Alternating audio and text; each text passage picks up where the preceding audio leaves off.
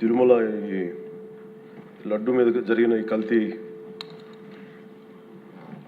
ఈ డిబేట్కి సంబంధించి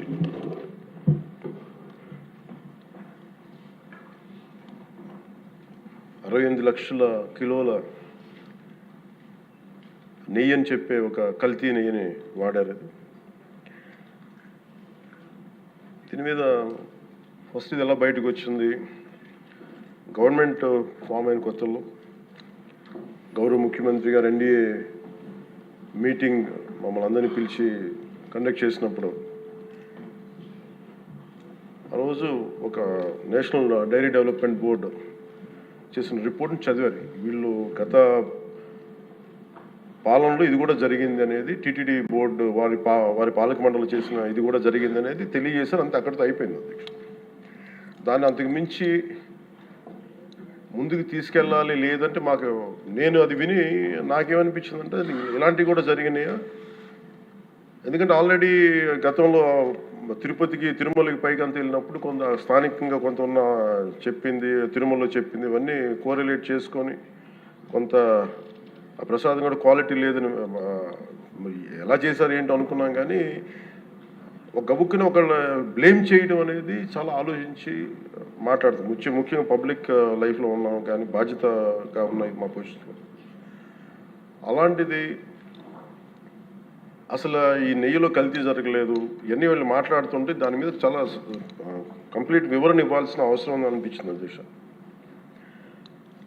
ముఖ్యంగా గత ప్రభుత్వ పాలనలో ఉన్నప్పుడు ఎక్కడా కూడా దేవాలయాల మీద దాడులు జరిగినా ఇంకోటి జరిగినా ఎక్కడా కూడా మేము దోషుల్ని పట్టుకోండి అని చెప్తా వచ్చాం తప్ప ఎక్కడా కూడా మీరు చేయించారని కానీ మీరు ఉన్నారని కానీ ఎక్కడ ఎందుకంటే తక్కువ అలా కూర్చోబెట్టి ఎలా పడితే అలా మాట్లాడటానికి బాధ్యత ఉంటాం కాబట్టి అలా మాట్లాడలేము. అలాగే ఇది కూడా గౌరవ ముఖ్యమంత్రి గారు రోజు ఎన్డీఏ సభలో చెప్పినప్పుడు మాకు కూడా ఏమనిపించిందంటే దీన్ని ఎలాగా అడ్రస్ చేయాలో నాకైతే ఇంటికి వెళ్ళాక నాకు అర్థం కాదు. ఇలాగ యానిమల్ ఫ్యాక్ట్ కూడా కలిసి ఇది ఎన్డీడీబీలో వచ్చింది అని నేషనల్ డైరీ డెవలప్మెంట్ బోర్డు దాంట్లో. సో ఇవన్నీ కూర్చోబెట్టి మాట్లాడుతున్నప్పుడు నేను తర్వాత మార్నింగ్ నేను ట్వీట్ చేశాను అధ్యక్ష. దాని మీద ఎందుకు ట్వీట్ చేయాల్సి వచ్చిందంటే వరుసగా నన్ను ట్యాగ్ చేస్తే చాలా మెసేజ్లు వస్తూ ఉన్నాయంట. నా ఆఫీస్ నుంచి అన్ని పంపించేటప్పటికి నేను చూసాను ఏం జరిగిందంటే మీరు ఎవరు మాట్లాడరేంటి, ఇలాంటి రిపోర్ట్ ఉన్నప్పుడు కూడా మీరు ఎవరు మాట్లాడరు ఏంటంటే అప్పుడు నా ఉద్దేశం ఏముందంటే ఇది ఈ దేవాలయాలు జరిగే ఇలాంటివన్నీ ఇవన్నీ కూర్చోబెట్టి దీనికి ఒక రక్షణ ఒక సనాతన ధర్మ రక్షణ బోర్డు లాంటి ఉంటే బాగుంటుంది. ఎందుకంటే ఇలాంటి కూర్చోబెట్టి చాలా న్యూట్రల్గా చాలా ఆబ్జెక్టివ్గా చేయొచ్చు ఇవి అనే ఉద్దేశంతో నేను పెట్టాను అధ్యక్ష. నాకు గిల్ట్ ఎక్కడొచ్చిందంటే అరే ఇవన్నీ మనకి లాస్ట్ 2-3 ఇయర్స్ మా టెంపుల్ దగ్గర తిరుమలకి వెళ్ళినప్పుడు కూడా గౌరవ మంత్రివర్యులు మనోహర్ గారు మేము వెళ్ళినప్పుడు మా దృష్టికి చాలామంది తీసుకొచ్చారు అధ్యక్ష. మేమే 2-3 పర్యాలు మేమే మాట్లాడుకున్నాం. సో నాకు అవన్నీ గుర్తొచ్చి అరే మనకి తప్పు జరిగింది తెలిసి మనం దాన్ని సరిగ్గా తీసుకెళ్ళకపోయిన ఒక పశ్చాత్తాపంతో నేను ఒక దీక్ష చేశాను అధ్యక్ష. దాన్ని అందరూ అన్ని రకాలుగా తీసుకెళ్ళాను సార్ 3 పార్టీస్. అలాగే మాకు తర్వాత మొన్న గౌరవ ముఖ్యమంత్రి గారు మనకి కేశవ్ గారు మా క్యాబినెట్లో కూర్చున్నప్పుడు మా దృష్టికి తీసుకొచ్చింది అసలు ఈ నెయ్యిలో నెయ్యే లేదనేది చాలా స్పష్టంగా తెలియదు. మాకేమనిపించిందంటే ఏదైనా సరే innovation is very important in life. Innovation లేకపోతే ఈ పాటికి ఒక్కొక్కరు ఒకలా ఇన్నోవేట్ చేస్తారు. బట్ ఈ పర్టికులర్ ఈ గత ప్రభుత్వంలో ఉన్న వ్యక్తులు వీళ్ళు అరాచకంలో ఇన్నోవేషన్ చేశారు. వీళ్ళు కల్తీలు కూడా అంటే మామూలుగా ఒక నెయ్యి కావాలంటే పాలలో నుంచే కాకుండా రసాయనాల నుంచి కూడా తీయచ్చు, మిగతా వాటి నుంచి కూడా తీయచ్చు అని చేసి చూపించారు.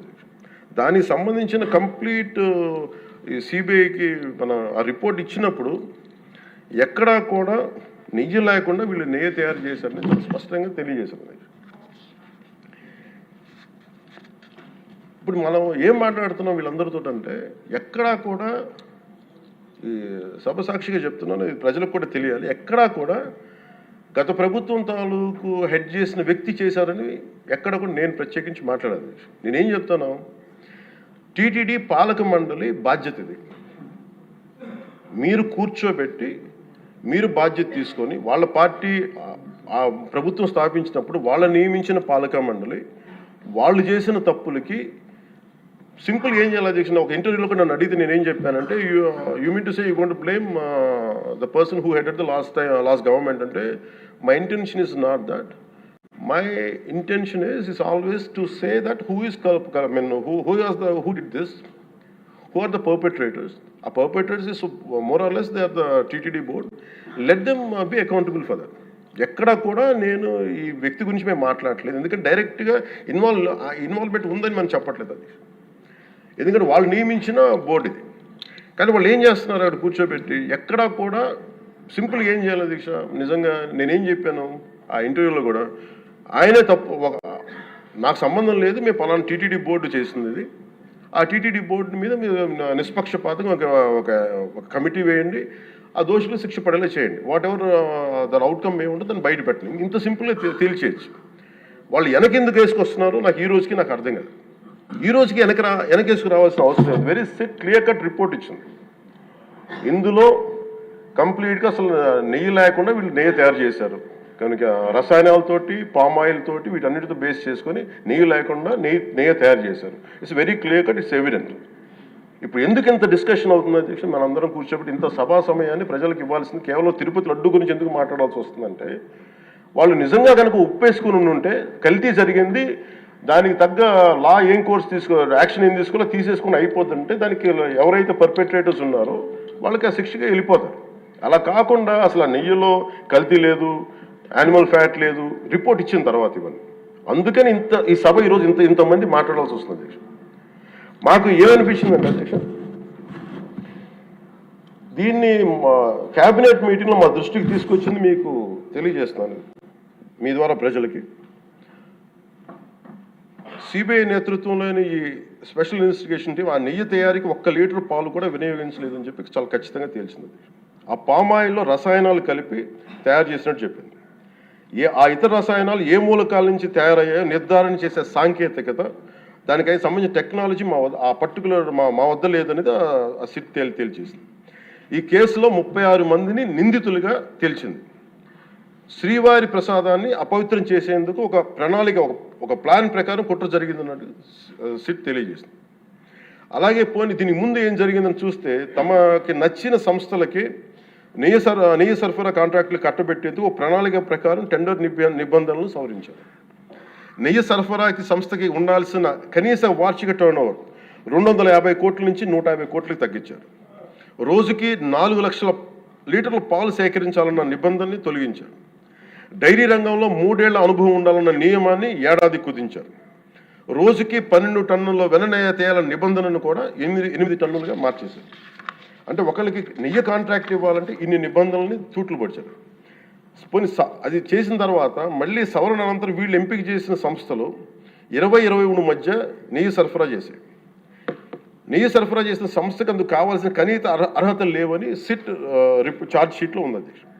వీరు నెయ్యి సరఫరాకి ఎంచుకున్న సంస్థలు బోలేబాబా అని కానీ దానికి అనుబంధ సంస్థలు మాల్గంగా, వైష్ణవి డైరీలు 1 లీటర్ కూడా నెయ్యిని పాల నుంచి తయారు చేయాలని స్పష్టంగా చెప్పారు.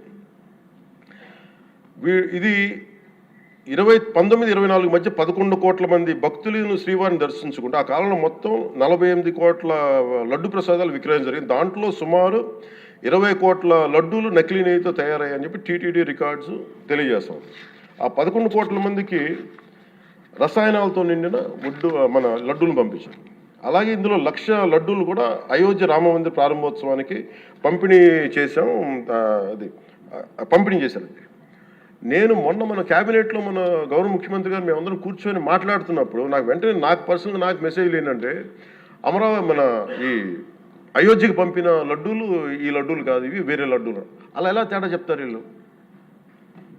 దానికోసం ప్రత్యేకంగా అంటే అక్కడ నిబంధనలు ఎక్కడా కూడా మీరు నెయ్యి మేము పలానోళ్ళు కొన్నారు మాకు డీటెయిల్స్ ఇస్తూ ఉన్నారు. నేను సభాముఖంగా ఎందుకు వాళ్ళకి పేర్లు ప్రస్తావించారు, అది చెప్పిన వ్యక్తులు కానీ వీళ్ళు కానీ. నేను అడిగింది ఏంటంటే, ఓకే మీకు దాని మీద ఆధారాలు ఏమున్నాయి, మీరు ఈ లాటే పంపించారు అయోధ్యకి అనేది మీకు ఏముంటాయి? ఎక్కడ ఏమి లేదు, అన్ని గాల్లో మాట్లాడుతున్నారు వీళ్ళందరూ. ఇప్పుడు మేము అడుగుతుంది ఏంటంటే, దీనికి సంబంధించి కంప్లీట్ పాలక మండలి బోర్డు, టీటీడీ పాలక మండలి board, they have to take responsibility.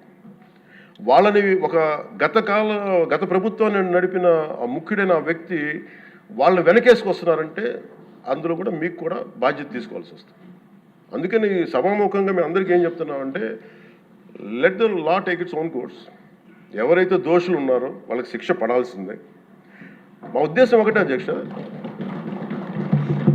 Problem ఎక్కడ ఉంది అంటే ఇందులో మనందరం కూడా, ఇందాక మన గౌరవ సభ్యులు మాట్లాడతా, నెల్లూరుకు సంబంధించి సోమిరెడ్డి గారు మాట్లాడతా దర్గా కానీ మన కస్మూర్ దర్గా గురించి వీటన్నిటి మాట్లాడుతూ ఉంటే, బేసిక్గా నేను కూడా నెల్లూరులో పెరిగాను కాబట్టి నేను అర్థం చేసుకోగలను. అది ఎక్కడా కూడా వేరే మతాలను కించపరచడం అనేది తెలియదు అధ్యక్ష ఈ దేశం.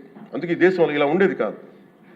అలాంటి దేశం సాంప్రదాయాలని వీళ్ళు కూర్చోబెట్టి, కల్తీ జరిగిందంటే వెరీ సింపుల్గా ఏం చేయాలి, అడల్ట్రేషన్ జరిగింది, మేము కూర్చోబెట్టి దీన్ని కరెక్ట్ చేసుకుని మీరు కరెక్ట్ చేయండి, మేము మీకు మద్దతు ఇస్తాం, ఇంతే చెప్పాలి అధ్యక్ష.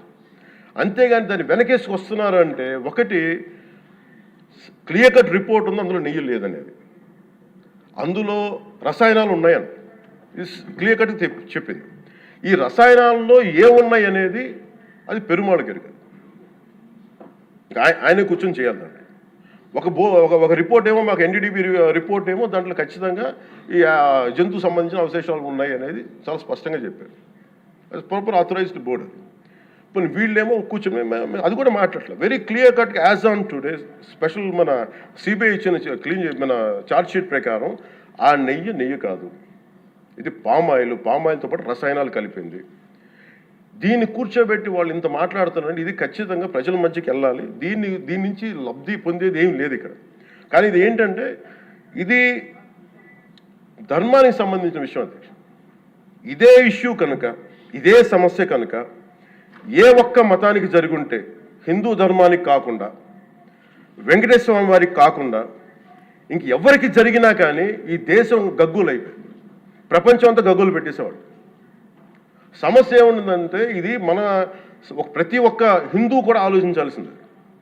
ఎందుకంటే ప్రతి హిందూకి బై నేచర్, మా ఇంట్లో కానీ ఎవరు, ఇందాక మన సోమిరెడ్డి గారు చెప్పినట్టుగా, మీరు దర్గాకి ఏదంతా చూస్తే మేము దర్గాలు చిన్నప్పుడు మేము స్కూల్లో ఉన్నప్పుడు అక్కడ రొట్టెలు పండుగ దర్గా మెట్లు వెళ్ళి మేము కూర్చోబెట్టి అక్కడ ఇర్రెస్పెక్ట్ హిందూస్, ఇది ముస్లిం ఫెయిత్ అనుకోకుండా వెళ్ళి కూర్చోబెట్టి అందరూ గౌరవించి దాన్ని ఈ రోజుకి వెళ్తారు హిందువులందరూ. సో ఈ దేశ మూల సంస్కృతి మన ఇస్లాంని గౌరవించేది, క్రిస్టియానిటీని గౌరవించేది, సకల మతాల్ని గౌరవించేది.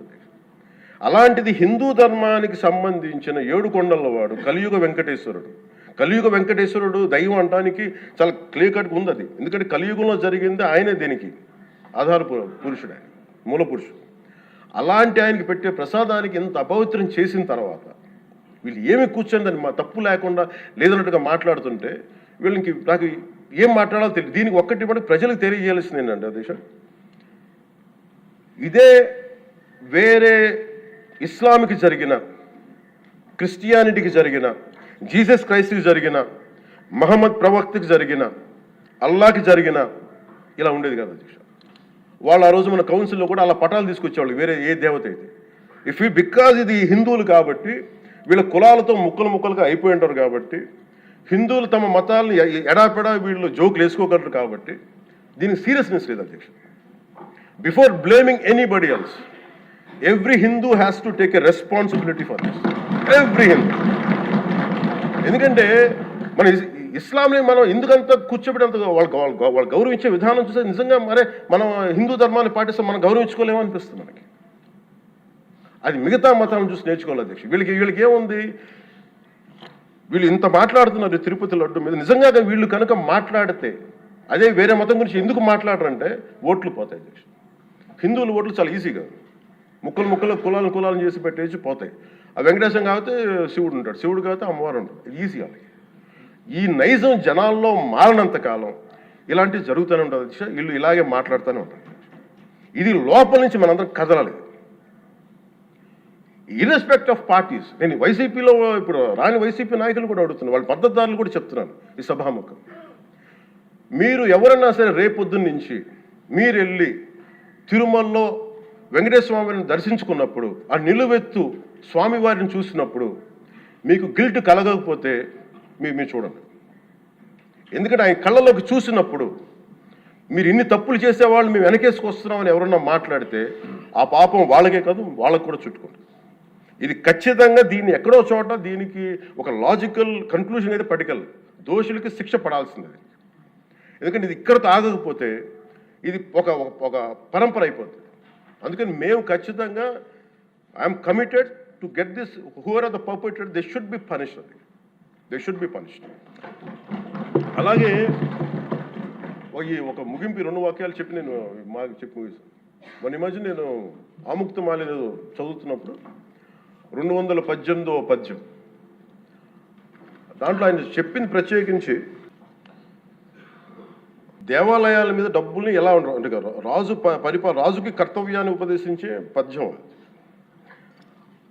ఆయితికానికి ఇవ్వకు మమరాలయ ముఖ్యము, అతడు అర్థతృష్ణాయుతుడై నిజోర్వియగు నష్టికి ఆ ధనమును తరల్చి రాజు ఆయతనమునకు చేర్చు మరి అట్టిది ఆపత్యము కాన, ఒంటిగాడే అధికారి కావలయ ఇంచుకు తిన్నను వాడే రూపురం.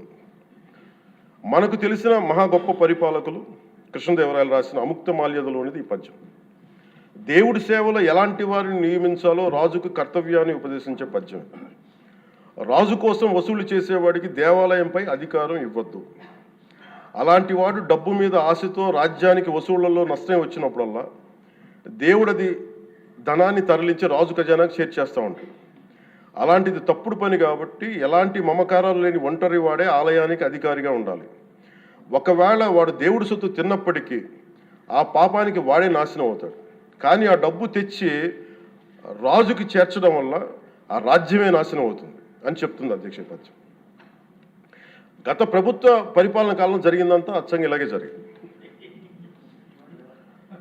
అంటే ఇది మనందరికీ కూడా చాలా లోతుగా ఆలోచించాలి. ఇది భగవంతుడికి సంబంధించిన అది. అంతమంది వెళ్ళి వాళ్ళ కర్మని అక్కడ వేస్తారు అధ్యక్ష డబ్బులుగా.